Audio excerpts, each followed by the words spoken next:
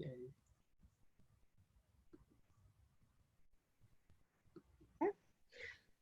So, hi, Hey, how are you?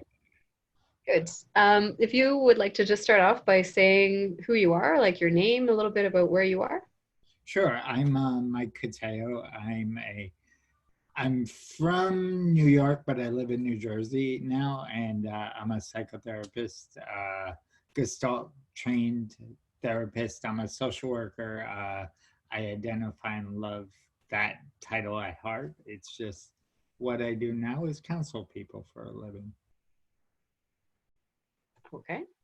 So, this interview is really a little bit about who you are as a person. And so that's actually our first question. Who are you as a person? And you can take that as your passions, your qualities, your interests. Just who are you? That's a very big question. A I don't know how to answer that honestly.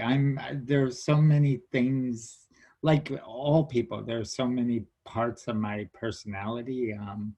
I identify as a performer, and that was a professional part of my life for a while, and now it's not. And so I go in and out of this place of, am I doing enough performing? Am I where I want to be? And I also identify as a social worker and a therapist and someone who tries to help people make better informed decisions about their life. I really enjoy helping people. And right now, I am in a relationship and have become a parent to a 6 year old. And I'm enjoying that. And it has its challenges. And I've always wanted to be a father. So this is a nice way to do that.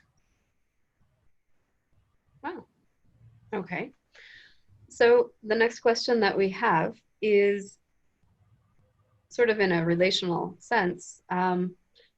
What other person, who would you say has had the most impact on who you are as a human being and how? Hmm.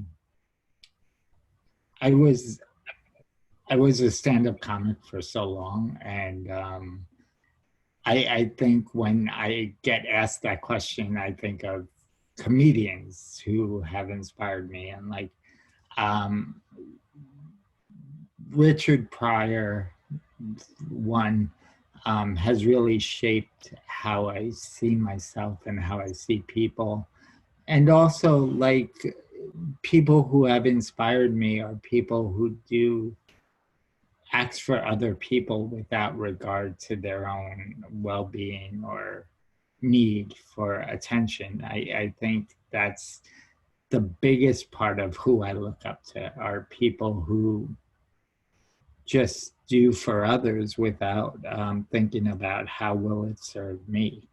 I'm in America, and we have a president right now who is not part of that ideology. He focuses on himself first and Americans second. And it's been a big struggle for our country for as long as he's been in office. And that's part of the problem is I think the world is, not to sound melodramatic, but I think the world and America in general is on a downward spiral, and because we don't have people at the top who are leading by example anymore. Um, so, who inspires me? People who do for others and think about other people first rather than themselves first. Okay. I was curious about what you said. You said that Richard Pryor shapes how you see people. Can you tell me a bit more about that? I don't know how Richard Pryor Uh, how sees I people. see the world. Richard Pryor was a comedian in the he was most famous in the 70s. And his story is one of overcoming a lot of obstacles. Like he had drug addiction. He was raised, his mother was, I believe, a madam in a whorehouse. So he was raised in that environment. And then he developed a drug addiction when he was older, and he was just very honest in his approach to life and to comedy. And I also like have a drug addiction and was diagnosed with HIV, and I have a lot going on in my life. And like, I've always tried to live out loud as honestly as I could. And I get some of that from him, or some of the inspiration for that from him. Okay. Because you said the name and I can see him, but I didn't really know what you'd be drawing on. So thank you for Sure. telling me that. Okay. The next question that we have is, what event or circumstance would you say has shaped you? These are very tough questions, Heather. At the end, people are saying that it's been really fun. So maybe it's. No, I'm being a little facetious. It's just not what I expected. So the the thing that has shaped me most in my life was before I can even really remember. But I'm physically disabled. I was in a car accident when I was 18 months old. And I ended up being in a coma for about 2 weeks or 2 months, 2 weeks, I believe. And then when I came out, they thought I wouldn't be much more than a vegetable. And so that whole experience has shaped my life. Like, I, ever since I was 2 years old, I've had to prove that I can do things. And I always imagine, well, not so much now, but when I was younger, I always imagined that people thought I couldn't do things. And so I would work twice as hard to prove them wrong, even if that was just a projection in my mind. Um, part of like part of it is like you know, I always thought I can do this, and I just don't want people to feel sorry for me. And that has been the biggest thing in my life. Like, I developed a sense of humor at age 8 or 7 because I realized if I could make people laugh, they wouldn't feel sorry for me. So it was my creative adjustment. And I made a decent career out of it, then switched fields. So Sure. Okay. And it's not one of our questions on the list, but I would ask you, because you talk about, things that you felt challenged to prove that you could do. What would you consider one of your greatest achievements? um sorry, I just realized I made that face. I don't actually, I don't actually know. Like, I think, I think that my biggest achievements have been almost internal. Like, every so when here's a story. I don't know if this will answer the question, but here's a story. So I graduated from grad school with my master's, and it was supposed to be this day of happiness, and I was just so depressed because I thought, great, I have my master's, I'm still disabled, now what? And my father said to me, he asked me a question. So, and I shut down. And he goes, I don't understand. You went to school to learn how to be able to talk to people, and you can't even have a conversation with me. And then I said, look, I'm sorry. It's just, I expected this to helped me feel better about myself, and I still feel just as damaged and broken. I didn't say that well at 23, but that's Right. really what I felt in the moment. So, um, so I think the greatest accomplishment I feel I achieved is with stand up. Like I was really successful, and part of that is part of why I left is I didn't feel worthy of the success, and I couldn't manage feeling proud of myself and having the audience like me with the feeling that I didn't deserve what I was getting. Wow. So more than the masters or the success, the achievement is more the internal adjustment. Yeah, yeah, I would say that's a good way of putting it.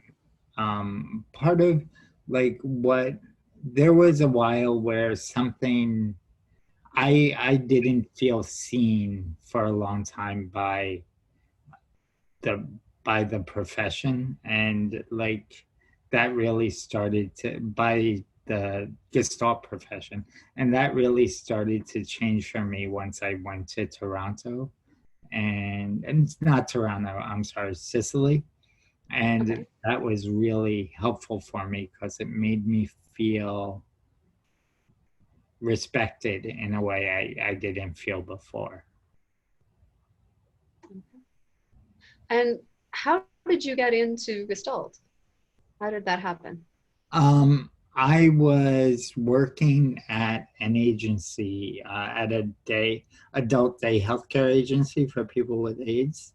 And my supervisor was a Gestalt therapist. And I, I always said I never wanted to be a therapist. I never wanted to, because my family is working class, and it felt like it would be rising above my caste, my status, and Okay.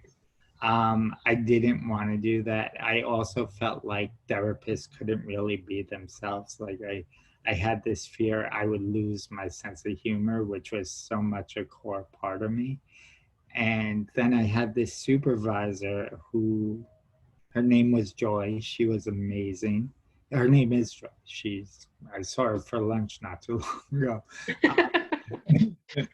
And she's just amazing in her presence and how she talks to people, and she never becomes someone different when she sits down to do therapy. She's the same person, and I really admired that about her. And she ended up referring me to a friend of hers who was a Gestalt therapist, and I started working with him. And then I decided to, um, I was contemplating leaving stand up. And I was also contemplating going into seminary school or a psychotherapy training program. And I applied to both. I didn't get into the seminary school. I got into the training program, and then I I started going there, and it one thing led to another, and I got comfortable with being a therapist, and here I am. Cool. So, what are you most attracted to in Gestalt? The creativity, not not working from a script, not working like we learn theory, we understand theory, we know theory, but when I sit in that chair, theory is kind of background and everything else is foreground. And I um I once interviewed for a position with a part-time position with uh, sexual addiction therapy program. And the woman who interviewed me asked me, she was trained in psychodynamic or psychoanalytic training, and she asked me all these questions, and I just answered them without the jargon. And she said to me, I can tell you're a really good therapist, even though you didn't answer the questions the way I needed you to. But I understood what you were saying and the therapy tools you used. And I think that's what I like. I don't have to hide behind jargon. I don't have to lose myself. I also think that makes me seem not as smart as I could be perceived, but I'm okay with that. Are you also involved in training in the academic or Uh, formation of other therapists or no? I know. Well, I just got my first teaching gig that started April 1st. So we're doing it through Zoom. And so I'm teaching in a psychodynamic institute, which is interesting because now I have to Okay. read up and learn all about psychodynamic practice. And that's great. I'm enjoying it. I actually, when I went through the Gestalt program, this was the reason for my confidence being so low in the therapy world. During my last year in the program, we have a retreat. And during the retreat, several of the faculty came up to me and said things that alluded to the fact that they would consider making me faculty once I handed in my paper and did all the training. So 2 or 3 years later, I handed in my paper because I procrastinate. And and then I asked one person who said that to me. I said, "Are you still serious about that?" And she said, "I'd have to talk to the executive committee." Then one person who was came back to me and had a meeting with me and just ripped me to shreds. And how dare I ask? No one ever asked. And like it made me question. I said, I would have never asked unless 3 or 4 people approached me. And then she said, well, who are those people? And I named them. And she goes, I didn't know that. And she went back and like talked to the people and they were like, yeah, we did say something. One of them said, I don't remember, but she was in her 80s and her memory was really bad. And so that really led to me like not believing in myself, and it brought me back to the place I was when I was a teenager and felt very alone and very frightened. And it's just part of like now that's Eleanor Greenberg told me about the New York Institute for Gestalt Therapy, which I joined, and that started me to feel like a valid member of the community. And then when I went to Sicily, my conference abstract was accepted. And Peter Philipson came up to me and said he wanted to meet me after he read some stuff that I wrote on the listserv. And that was a huge honor. So it started to shift my feelings, but that wound was still there. Wow. Okay. I was really drawn to you when I knew that you were the stand-up guy, because to me that is like authentic presence and vulnerability and just owning your own self and putting it out there. And that's my closet dream from childhood, is actually to do stand-up, which I I've bet never tried. you should do it. I want to go to an open mic night with Mike at some point, but that's beside the point. But That would just be, so you know, there are a lot of people who see you, and that's what I in particular um, appreciate. thank you. I appreciate So, and I think I would love to have you do a workshop with a group sometime. So it. anyhow, um, one of the other questions that we have is, once you got in, what would be one of your greatest memories about Gestalt? Any way that it's related to that situation? I think one, like, okay, I'm gonna try to phrase this so I'm not upset with that it's taped. And so, Okay.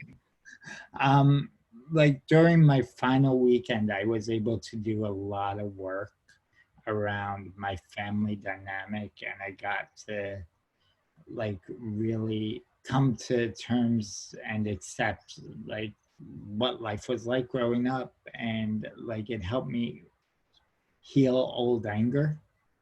And so, and I was able to return to a place of pure love for certain members of my family, which I thought I was lost. But so I think that would be my greatest memory. Wow. And if you'd like to, what was one of your most challenging moments? Um, It can be in your own process or as a therapist or, I think I told you my most challenging moment was like feeling rejected and less than. And in fact, the person who gave me the news um, questioned my intelligence, and that was like what wow. stuck with me. She's like, "You don't know theory. You never talk in theory. Do you talk to your friends about theory?" I go, "Well, yeah, but I don't walk around trying to be a show off. I don't, you know." Yeah. So, like, that was it. And it was this running joke in school that I didn't do any of the readings. And I think that had a portion of why they didn't think I would want to or I would make a good fit teaching. I did the readings, I just didn't do all of them because I was director of a program, and I didn't really, where people were stabbing each other, and I didn't really have time to do the readings. So, Yeah. yeah. Okay. Well, where do you think, this is your little crystal ball question here. Where do you think, or where would you like to think that Gestalt is going to go in the future? Or where would you like to take it? I would love for it to be better accepted and less of, I get this perception that it's, well, it's more than a perception. It's not well respected in the therapeutic world from what I see. And I would love for that to change. I would love for people to understand that, yes, it's a creative therapy, but it gets results because it doesn't have an agenda. It doesn't hide behind theory. The theory's there, but the work is what's more important. Okay.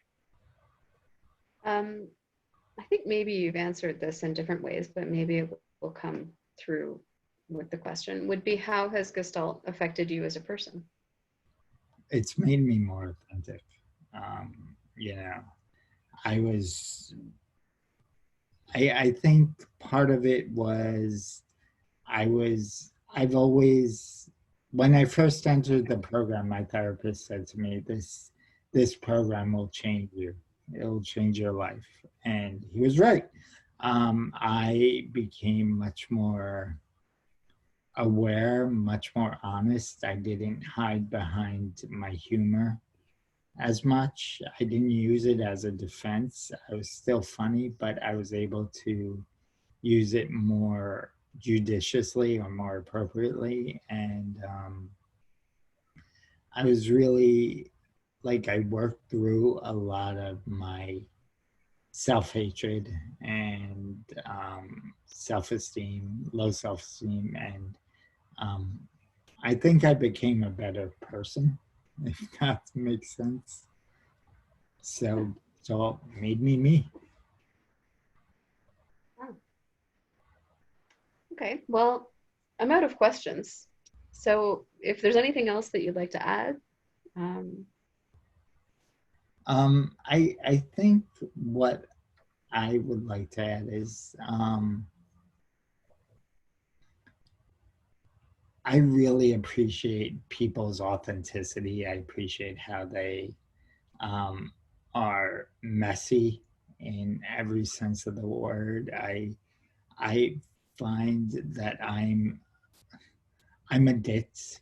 And like what challenges me is working with people who are very structured. And I like to appreciate that about them because that's their authentic self. And what amazes me is how we develop our styles, our personality structure based on what we had to grow up with or adapt from. So that I think that is what I would like to end with is appreciation for the human spirit. Thank you. That's pretty much the reason why we're doing this, because Camila and I agreed that sometimes we just go to the conferences for the people. We're not going for the workshops. Oh my, So I was in such a bad place before Toronto. I was ready to quit my job and just do something else. Like I hated talking to people every day. I hated listening to problems. I was burnt out. And that just being there with other people in the field really rejuvenated me and made me feel excited to be part of the work again. yeah, that's kind of what happens for us, and that's why we decided to send out these interviews. We had no idea we'd all be locked in our houses when it was happening, So how but it's appropriate. working out well. Yeah. Thank you so much, Heather. No, thank you, Mike. I'll see you soon. Yeah. Bye.